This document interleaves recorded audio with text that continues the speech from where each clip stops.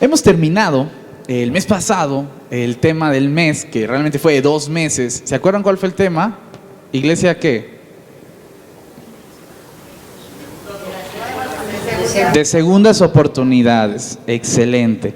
Me parece entonces que debimos haber comprendido ya que somos una iglesia de segundas oportunidades, o que tendríamos que ser personas de segundas oportunidades, que deberíamos estar dando segundas oportunidades, recibiendo las segundas oportunidades y sabiéndolas aprovechar. ¿Estamos de acuerdo? Dios es un Dios de segundas oportunidades. ¿A cuántos de ustedes Dios les ha dado una segunda oportunidad? Yo creo que nadie lo puede negar. ¿Cuántos de ustedes, por lo tanto, tienen que dar una segunda oportunidad a las demás personas? Nos va a costar, pero podemos hacerlo. Amén. Hoy vamos a iniciar entonces con un nuevo bloque, con una nueva temática del mes. Está en sus boletines. Estamos hablando de iglesias ¿qué? Iglesias inclusivas. Este es un tema bastante determinante. Este es un tema bastante pesado, denso, intenso y muy controversial. Porque lo que menos fueron las iglesias en los últimos años fue eso, inclusivas. Permítanme hacer una introducción general de todo lo que vamos a estar hablando, porque hoy es la primera vez y cabe mencionar prácticamente todo el panorama. Las iglesias, déjenme decirles, mientras la sociedad avanzaba, se desarrollaba y evolucionaba en varios aspectos, la iglesia dejó de convertirse en esa iglesia vanguardista que llevaba el proceso y comenzó a convertirse en esa institución que detenía el proceso. A tal punto que cuando la sociedad, por las Naciones Unidas, por fin determina los derechos de la mujer y dice que la mujer es igual que el hombre, adivinen ustedes qué institución se opuso a eso. La iglesia. ¿Saben por qué? Porque la iglesia en algún punto de la historia dejó de convertirse en la protagonista de la historia para convertirse en la antagonista de la misma. Y empezó ahora a volverse no inclusiva, exclusiva. Ahora la iglesia solo era para ciertas personas. La iglesia solo tenía ciertas formas. La iglesia solo eran aceptados cierto tipo de personas, entre ellos los más santos, ¿no? ¿Y por qué la iglesia se empezó a convertir en esto? Porque en algún momento perdió el corazón de Dios, perdió la visión de iglesia que tenía y comenzó a tener su propio beneficio. Ya no más era la intención predicar el reino de Dios. A partir del siglo XVIII, con la división denominacional, la intención fue predicar mi denominación, mi doctrina, mis leyes, mis normas, mis creencias, mis confesiones de fe, no más el reino de Dios. Y en ese momento dejó de ser la iglesia de Dios para convertirse en la iglesia de los bautistas, en la iglesia de los pentecostales, en la iglesia de los presbiterianos, en la iglesia de los que ustedes gusten. Ya no era más la iglesia de Dios. ¿Sí? Esa pequeña brecha en ese periodo de tiempo causó muchas controversias, porque entonces empezamos a pelearnos entre nosotros, a excluirnos entre nosotros, a dividir al ejército, y por ahí dirían que la mejor estrategia para ganar es el famoso divide y vencerás, ¿no? Y nos dividieron, ¿y saben qué? Nos vencieron. Pero la iglesia del pacto no es una iglesia que esté enfocada en eso, y eso me gusta mucho de la iglesia del pacto. La iglesia del pacto es una iglesia inclusiva. La iglesia del pacto no se preocupa si tú eres presbiteriano y lo declaras en el momento de testimonio, ¿se acuerdan? Si eres bautista, si eres pentecostés, no te preocupas por eso. Me preocupa que seas del reino de Dios. Me preocupa que participes del amor de Dios, del corazón de Dios. Me preocupa que te enfoques en el texto bíblico, para que entonces puedas dar una correcta interpretación de la vida y de la iglesia. Eso es la iglesia del pacto. Y si usted no ha entendido eso y está sentado acá, no ha entendido que usted está en la iglesia del pacto y ya no más en la iglesia presbiteriana, ya no más en la iglesia bautista, ya no más en la iglesia pentecostés. Usted está en la iglesia del pacto, y la iglesia del pacto es una iglesia inclusiva. ¿Qué quiere decir ser inclusivo? Y esto me empieza a gustar. tengo por acá una pequeña estadística que voy a leerles. Pero antes que nada quiero decirles que ser inclusivo permite abrir las puertas a todos. No necesariamente quiere decir que todos puedan hacer lo que quieran, ¿no? Pero sí se les permite a todos entrar a este lugar. Esa es la primera determinación de ser inclusivos y tenemos que entenderla muy bien. Lo segundo de ser inclusivos es la conciencia de la diversidad. Si usted no es consciente de la diversidad y de la posibilidad de las variables, usted nunca va a ser inclusivo, porque todo va a querer que sea como usted dice, como usted piensa, como usted cree que es la verdad, porque usted tiene la verdad. Y eso vamos a tratar de eliminar. ¿Quién de ustedes tiene la verdad, mis queridos hermanos? Familia querida del Dorado, que levante la mano.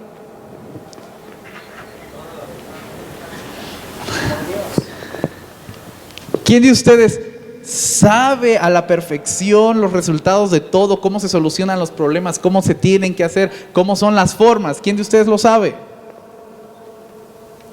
Ni porque nos uniéramos todos a pensar en la mejor idea, llegaríamos a la perfección de eso. Por lo tanto, queda estrictamente prohibido dogmatizar una verdad y decir, esa, ya, definitivamente, así es. Esa es la forma. ¿Saben qué? La predicación siempre va después de las ofrendas. Así tiene que ser porque esa es la verdad. Esa silla de ahí no se mueve para nada porque esa es la forma correcta en la que debe de estar. El culto es a las 11 de la mañana, así se tiene que hacer siempre. Ay, ¿verdad que ya no? Porque ese sí se tiene que hacer siempre a esa hora. Y además en domingo. Ese es el pequeño detalle de empezar a tomar verdades que algunas no nos duelen tanto, porque no nos afectan. Pero algunas sí nos empiezan a doler, porque sí nos afectan. El problema no está en los pequeños detalles. En los pequeños detalles nadie tiene problemas. El problema está cuando alguien toca algún detalle más grande, ¿no? Yo no sé cuántos años lleva ese piano ahí. ¿Qué será? ¿20 años ahí? Eso es un detalle grande. Si a alguien se le ocurre la fantástica idea, no lo voy a hacer, no se preocupen.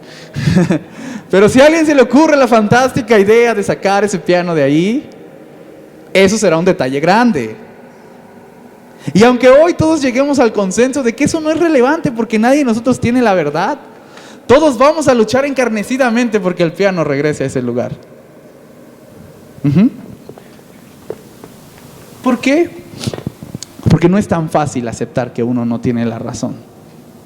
No es tan fácil aceptar que uno no tiene la verdad. No es tan sencillo aceptar que yo no lo sé todo. No es tan sencillo aceptar que después de que yo estudié 6 años de teología y casi termino la maestría en filosofía de la religión y ahora sigo estudiando porque me encanta leer, todavía puede llegar alguien a decirme, ¿sabes qué? Estás equivocado, no era así. Y eso le pega a lo más profundo del ser humano, a lo que al ser humano más le duele. Se llama ego, ¿sí o no?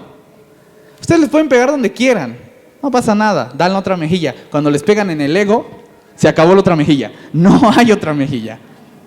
Eso realmente es doloroso. Y entonces, para ir tratando de filtrar esto poco a poco y que no sea tan pesado, lo primero que tenemos que entender es que hay diversidad y que no hemos atendido a la diversidad. No como Iglesia del Dorado, como Iglesia de Cristo y como Iglesia en el Reino de Dios, no hemos atendido a la diversidad. Y mientras la sociedad avanza, la Iglesia a veces sigue siendo ese obstáculo para que la sociedad siga avanzando. Aquel que dijo, y lo repito, que la religión es el opio del pueblo, tenía y sigue teniendo mucha razón. No estamos beneficiando a la sociedad, la estamos deteniendo. Quiero darles un ejemplo para argumentar esto, y es la siguiente. Cuando yo fui a Medellín, recuerdo que estábamos en un congreso de urbanismo, y estaba muy interesante, estaban presentándonos el proyecto de Antioquia, cuyo lema es la más educada, y donde nos estaban presentando el proyecto, nos presentaban un proyecto de urbanismo, y nos decía, ¿quién tiene que diseñar la ciudad? Entonces estaba interesante la pregunta. Yo, por supuesto, todo un sistemático de hueso colorado, dije, lo tiene que diseñar quien lo sepa. Quien sepa algo al respecto es quien tiene que diseñar, porque seguramente va a dar lo mejor, va a decir que es lo mejor, sabe cómo debe organizarse todo. Sorprendentemente, la respuesta que daban los urbanistas de ese congreso era totalmente diferente a lo que yo estaba acostumbrado. Y decían, no tenemos que diseñarla nosotros, tienen que diseñarla ellos. Pues ellos van a vivir ahí, yo no voy a vivir ahí. Yo no sé qué quiere, yo no sé qué desea, yo no sé qué le gusta, yo no sé qué está pensando, yo no sé cuál es su sueño, yo no tengo derecho a decirle cómo tiene que ser la ciudad. Y entonces ellos hicieron una encuesta donde el 50% estaba determinado por la decisión de los adultos y el otro 50%, adivinen quién decidió. Los niños. Los niños dijeron, me gustaría tener un parque. No un parque, 3 parques. Y los niños dijeron, yo no necesito avenidas tan grandes porque yo no tengo coche. Yo lo que necesito son calles amplias para poder jugar con mis amigos. Y entonces diseñan toda una ciudad en base a las necesidades de la diversidad. Escuchan a otros y entonces hacen un diseño. Va la aplicación más real en México. ¿Para quién está diseñada la ciudad? ¿Quién dijo que quería eso? ¿Por qué eso? Y entonces nos damos cuenta de que a veces no somos conscientes de la diversidad y no escuchamos a la diversidad. Un ejemplo quizá es también cuando va a construir la casa mamá y papá, ¿no? Está construyendo, tiene un hijo que será de 5 años y es que la mamá dice, es que yo quiero mi cocina acá. Y el papá va a decir, yo quiero mi sala de estudio acá, mi azotea, yo lo quiero acá. No, pero yo quiero mi jardín acá, perfecto. Y entonces yo quiero mi recámara acá y los baños acá, y todos están opinando. Y el niño le dice, tu cuarto es allá. A lo mucho le preguntan de qué color quieres tu cuarto, ¿no? Pues como para que aparenten que tomó una decisión el pequeño. Pero no, realmente él no está participando de esa decisión. Él no está diciendo, no sé, quizá no quiero un jardín, el jardín no me gusta, mejor una alberca. ¿Por qué? Porque a veces no somos conscientes de la diversidad, nos volvemos violentos ante la diversidad y sin darnos cuenta, psicológicamente nos convertimos en opresores. ¿Sabes por qué? Porque en algún momento nos oprimieron. Y eso simplemente es una reacción. Vamos reaccionando inconscientemente a lo que nos hicieron y luego lo hacemos. Ni nos damos cuenta, no creas que eres malo por no hacerlo. No te diste cuenta, pasó. Simplemente pasó. Y eso se va reproduciendo en la familia, tras familia, tras familia. Hermanos, somos diferentes. Y hay una gran diversidad en todos lados. Y debemos de aprender a ser conscientes de la diversidad para no violentar al que es minoría. Esa frase ahorita está famosísima en derechos humanos y toda la sociedad, las minorías. La sociedad está viendo por las minorías, la iglesia está viendo por las mayorías. Es que no se trata de ir atrasados en música, no se trata de ir 200 años atrasados en himnos, no se trata de ir 300 años atrasados en infraestructura. Se trata de ir siglos atrasados en mentalidad, en avanzar para beneficio de la sociedad y que la iglesia se convierta en una institución que está apoyando el desarrollo conforme al corazón de Dios de toda esa sociedad, no que la detenga. Ese es un problema bastante serio. Tengo acá algunos datos. Porque pues hoy es Día del Niño, ¿no? Entonces por eso quería centrar esto en el niño. Pude centrarlo en cualquier otra cosa, pero hoy me interesa el niño. Hay 39.2 millones de niños en la población del país. 39.2 millones, aproximadamente 1/3 de la población. Eso es muchísimo. Para mí no es minoría. Es una gran mayoría, 1/3 de la población. 2.5 millones viven en la pobreza. 2.5 millones trabajan en algo, 7.2 millones no asisten a la escuela, 24.5 millones no cuentan con seguro social o algún tipo de servicio médico y solo 6.6 millones, esto es un 17%, viven con todas sus necesidades cubiertas. Solo el 17% de los pequeños, lo cual no es una minoría, realmente es una gran cantidad de personas, Viven con todas las necesidades cubiertas.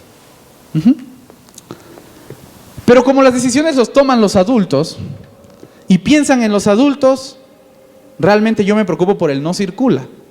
Porque eso ¿a quién le afecta? Al adulto, ¿no? Hay baches y hoyos en las calles y yo me preocupo por el bache y el hoyo en la calle, porque eso ¿a quién le afecta? Al adulto.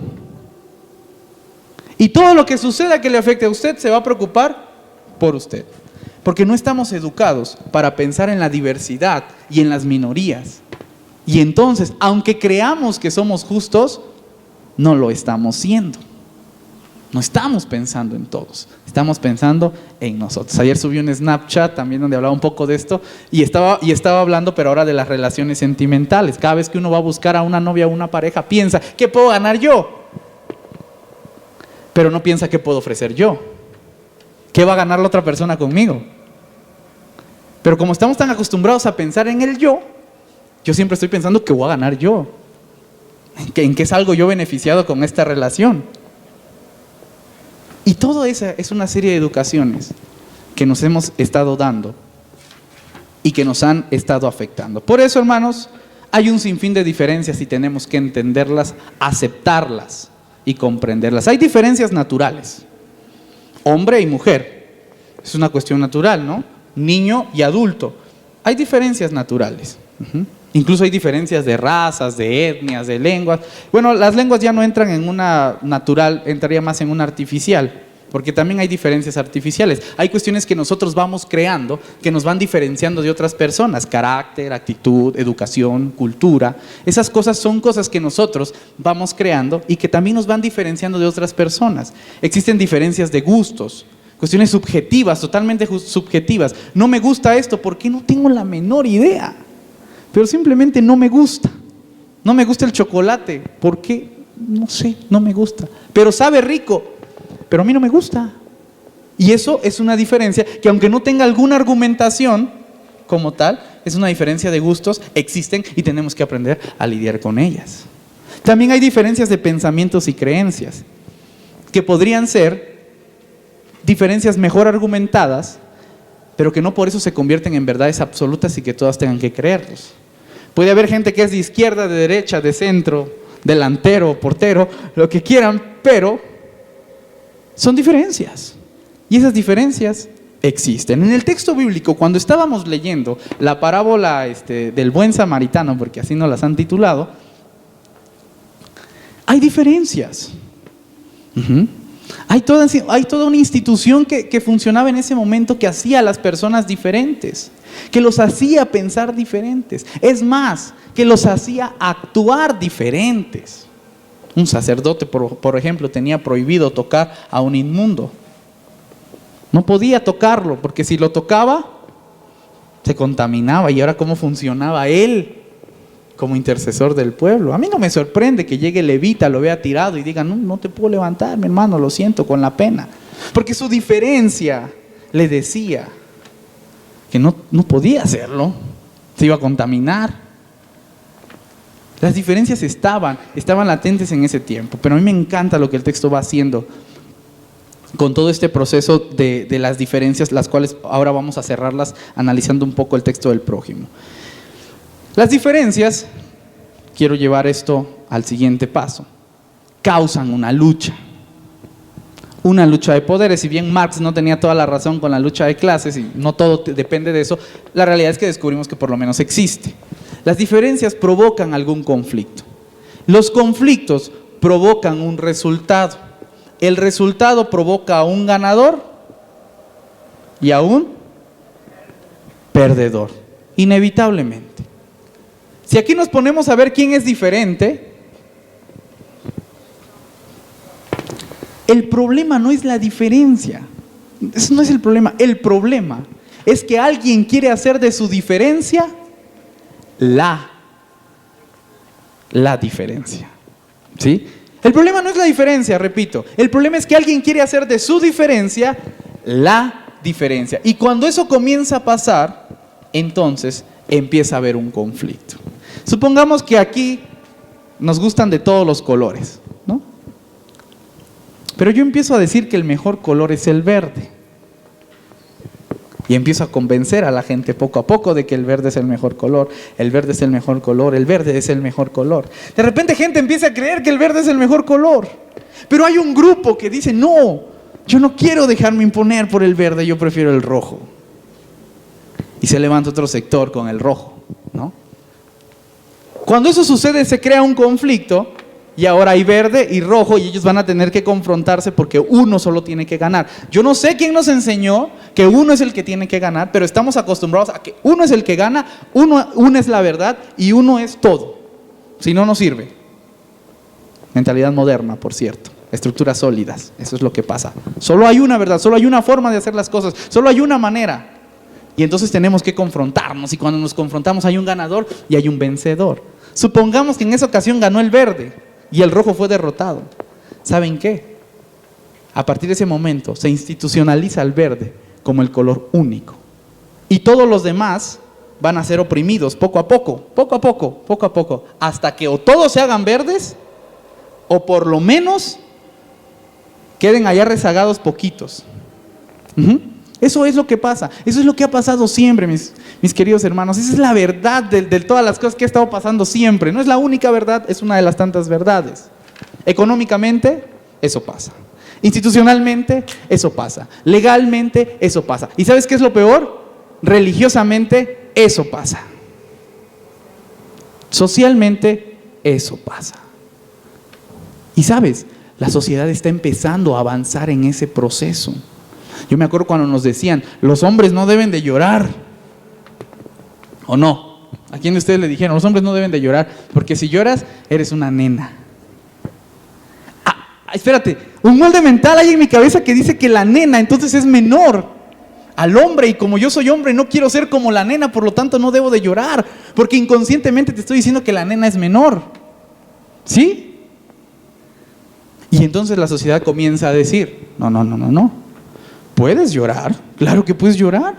Claro que puedes cocinar. Claro que puedes barrer y trapear porque si no, no le sirves a Julián. Claro que puedes hacerlo. Es necesario. Además es de Chiapas, claro. Claro que se puede hacer porque se empieza a permitir la diversidad dentro de una sociedad que ya está construida de una manera. Somos machistas, queramos o no. Estamos constituidos de una manera y entonces la sociedad empieza a permitir la diversidad y dice, hay que hacerlo. La iglesia, desde el corazón de Dios, no debe de permitir ni puede permitir que existan conflictos entre las diversidades. Deben de unirnos. Yo recuerdo por ahí un pasaje cuando llegan con Jesús y le dicen, maestro, es que hay un grupo de gente que está echando fuera demonios y que hacen milagros en tu nombre. Pero no están con nosotros, no están aquí bajo nuestra cobertura, no pertenecen, no han estado contigo, no sé de dónde aparecieron. Los reprendemos. ¿Y qué dice Jesús? ¿Por qué vas a reprenderlos? Todo aquel que no está en contra de nosotros es por nosotros.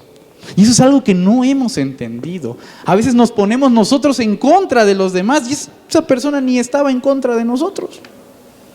Solito nosotros armamos la guerra, la tercera y la cuarta guerra mundial, quién sabe de dónde. ¿Saben por qué? Porque hay un complejo en nuestro ego que nos dice que tú tienes la verdad. Y hay otro prejuicio que nos dejó la edad moderna que dice que la verdad solo puede ser una y de una sola forma. Pero déjame decirte que gracias a la excelentísima y controversial posmodernidad, hoy entendemos que sí, es cierto, la verdad puede ser una. No digo que el celular lo sea, aunque está muy cercano a eso. Pero existen perspectivas de la verdad. Tú tienes una perspectiva. Yo te puedo decir, aquí hay una foto mía. Tú puedes decir, no es cierto, hay un celular. No, hay una foto mía. Y salgo bien.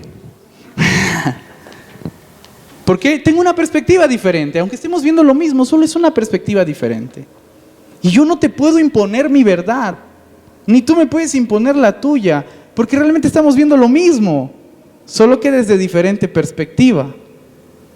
Y eso es lo que la iglesia tiene que entender. Hay una iglesia que está conformada por personas de la tercera edad, Hay una iglesia que está conformada por personas adultas, por personas jóvenes, por niños, ¿no?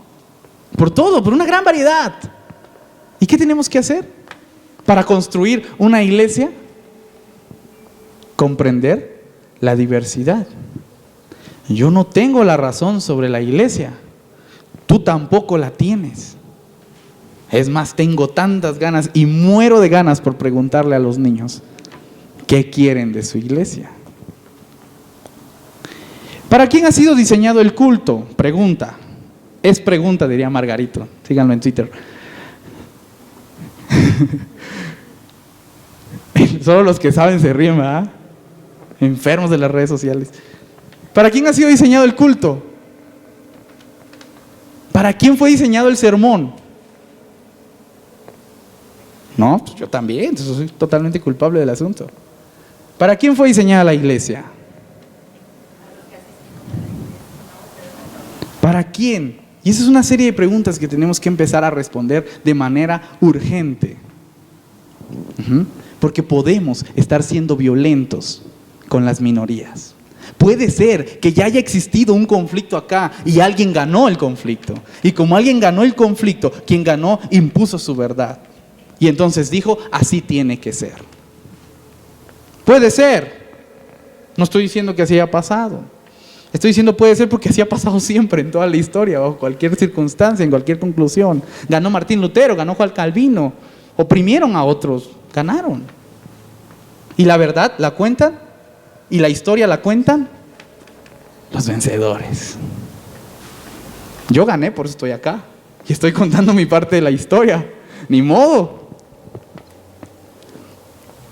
Eso es lo que pasa. Pero nuestro corazón tiene que aprender que no todo se tiene que basar en el conflicto que suceden con las diversidades, sino en la solución que podemos darle a las diversidades.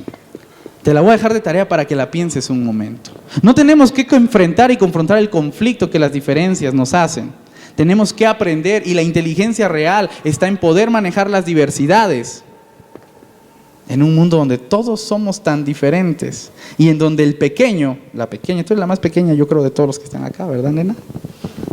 Donde ella se sienta tan cómoda como todos ustedes en el lugar donde estamos. Y donde todos estemos dispuestos a ceder un poco, porque no todo va a resultar como nosotros queramos. Las sillas rojas a mí me parecen increíbles, pero ¿saben qué? Una butaca de cine con una botella y una Coca-Cola serían fantástico.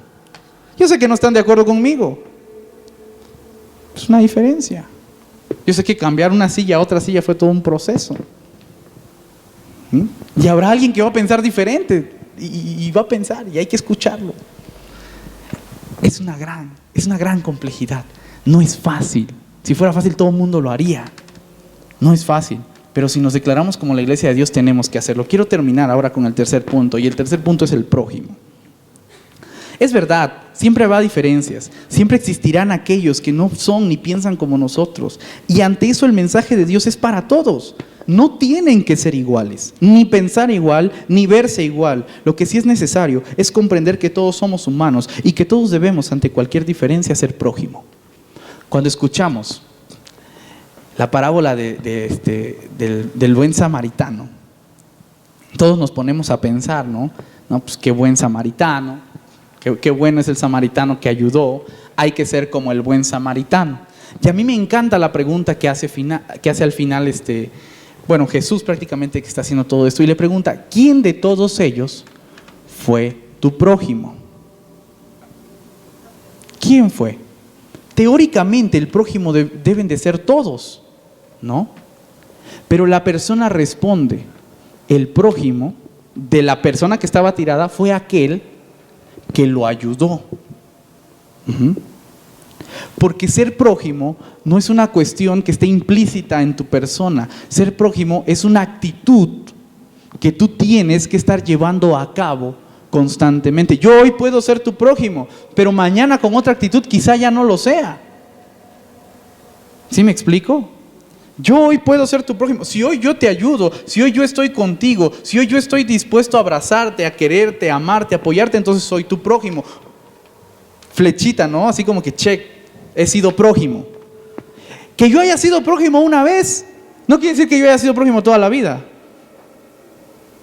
Ujú.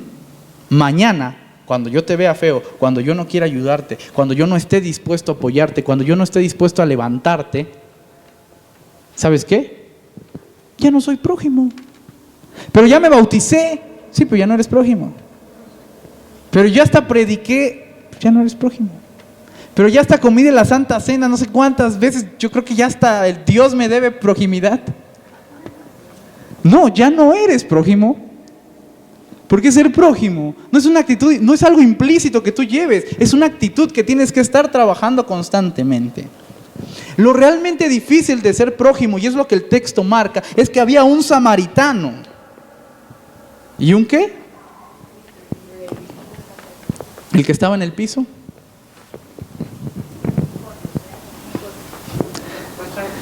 Era sencillamente, prácticamente era un judío.